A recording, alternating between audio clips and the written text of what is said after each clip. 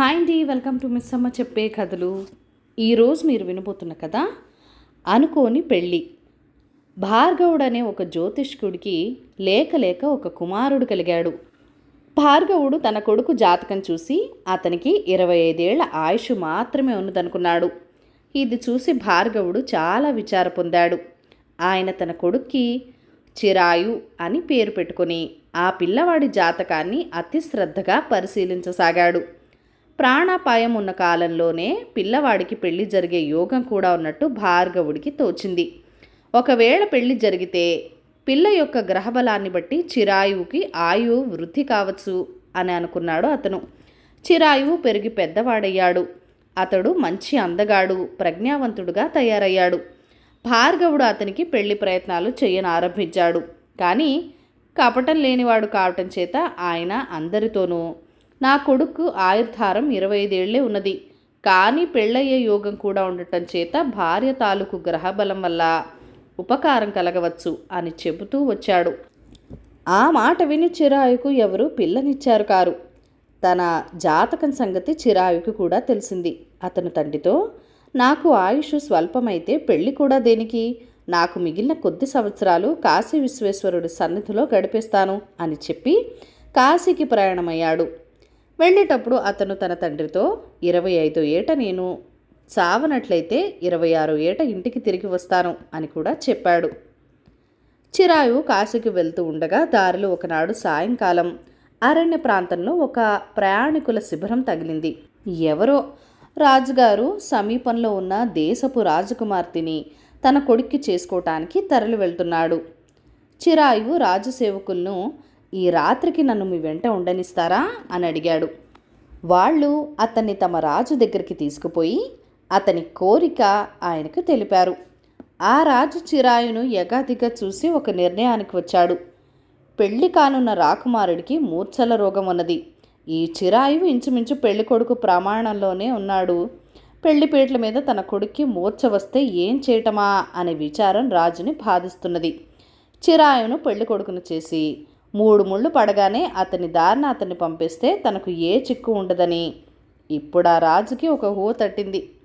అందుచేత ఆయన చిరాయుతో, మారు మాట్లాడకుండా నేను చెప్పిందంతా చేసి నేను వెళ్ళమనే దాకా నా వెంట ఉంటే నీకు ఈ రాత్రికి మా శిబిరంలో అన్ని సదుపాయాలు చేయటమే కాక 1000 వరహాల బహుమానం కూడా ఇచ్చి సత్కరిస్తాను అన్నాడు.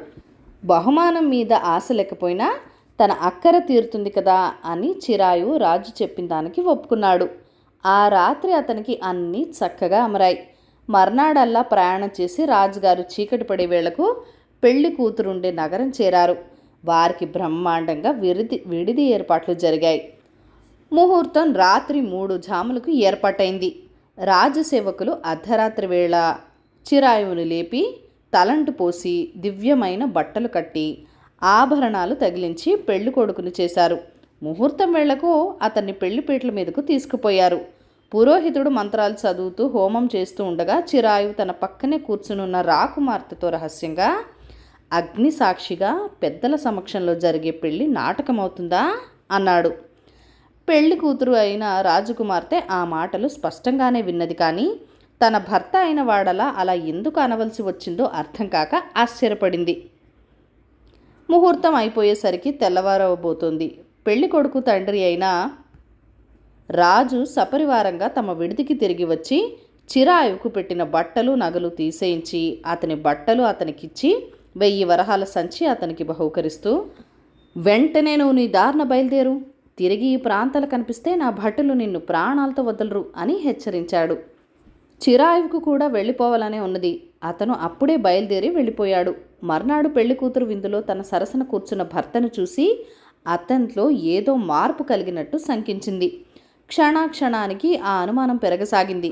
అయినా తన అనుమానరహితం చేసుకుందామని ఆమె అతనితో, పెళ్లి పీటల మీద మీరు నాతో ఏమిటో అన్నారు, ఆ రొదలో సరిగ్గా వినిపించలేదు, ఏంటది, ఇప్పుడు మళ్ళీ చెప్పండి అన్నది. మూర్ఛలవాడు బిత్తరపోయి, నేను నీతో ఏమీ అనలేదే అన్నాడు. అతని గొంతు కూడా చిరాయువు గొంతులాగా లేదు. రాజకుమార్తె చివాన లేచి నిలబడి గట్టిగా అందరూ వినేటట్టు, మోసం జరిగింది, నేను రాత్రి పెళ్లాడిన అతను ఇతను కాదు అన్నది. విందు వినోదం కాస్త పెద్ద కలవరం కింద మారింది. రాజకుమార్తెను ఆమె తండ్రి చాటుగా తీసుకుపోయి మందలించాడు. కానీ ఆమె తన తండ్రికి చిరాయు అన్న మాట చెప్పి, అగ్ని సాక్షిగా పెద్దల ఎదుట జరిగే పెళ్లి నాటకమవుతుందా అని నాకు తాళి కట్టినవాడు ఎందుకు అడగవలసి వచ్చిందో నాకప్పుడు అర్థం కాలేదు. కానీ ఇప్పుడు అర్థమైంది. ఆ ప్రశ్నకు నా సమాధానం ఏమిటంటే, ఆ పెళ్లి నాటకం కావటానికి వీల్లేదు. ఈ రాకుమారుడికి నేను భార్యని కాను. చేతనైతే నా భర్తను తీసుకురండి, ఇతనితో నేను మట్టుకు కాపురం చేయను అన్నది. తర్వాత అనేక విషయాలు బయటపడ్డాయి. లంచం పెడితే పెళ్లి కొడుకు పరివారంలో వాళ్లే అంతా చెప్పారు. అసలు పెళ్లి కొడుక్కి మూర్ఛల రోగం. దారిలో కనిపించిన కాశీయాత్రికుడి చేత రాజకుమార్తెకు పుస్తకట్టించారు.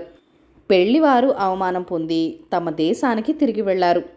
పెళ్లి కూతురు తండ్రి అయిన రాజు తన నగరంలో సత్రంలో పెళ్లిపీటల మీద పెళ్లి కొడుకు పెళ్లి కూతురుతో ఏం చెప్పాడో తెలిసిన వారికి బహుమానం ఇవ్వబడుతుంది అని అందరికీ కనిపించేలాగా రాయించాడు.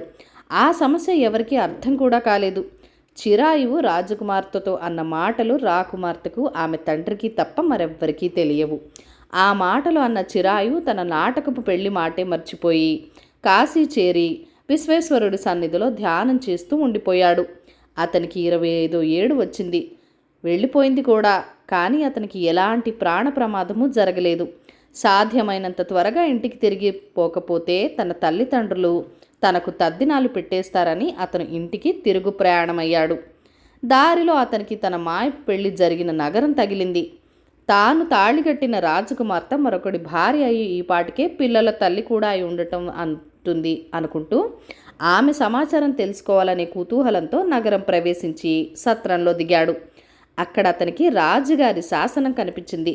సత్రంలో వాళ్ళని అడిగితే రాకుమార్తె ఇంకా తండ్రి వద్దనే ఉందని, ఏ కారణం చేతనో ఆమె తాను పెళ్లాడిన వాడితో కాపురానికి వెళ్ళలేదని, ఆ పెళ్లి తర్వాతనే రాజుగారు సత్రంలో ఈ శాసనం పెట్టించారని అతనికి తెలిసింది.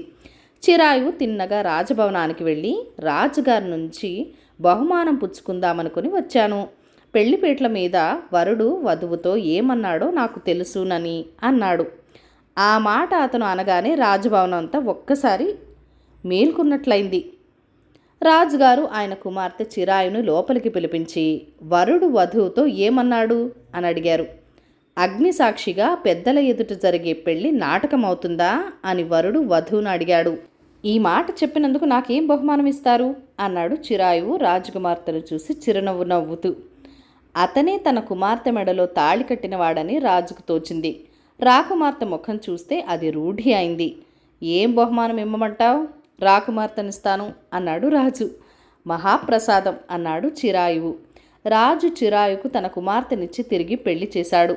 ఆ పెళ్లికి చిరాయువు తల్లిదండ్రులు వచ్చేశారు. పెళ్లి వైభవంగా జరిగింది. చిరాయువు తన తల్లిదండ్రులతో మామగారి నగరంలోనే ఉండిపోయాడు. కథ కంచికి మనం ఇంటికి. ఈ కథలను లైక్ చేయండి, షేర్ చేయండి. మన ఛానల్ని ఫస్ట్ టైం చూస్తున్నట్లయితే కనుక ప్లీజ్ సబ్స్క్రైబ్ చేసుకుని మీ సపోర్ట్ ఇవ్వండి. మీ అమూల్యమైన ఫీడ్బ్యాక్ అండ్ సజెషన్స్ నాతో కామెంట్ సెక్షన్లో కూడా షేర్ చేసేయండి. Thank you for watching. Bye bye.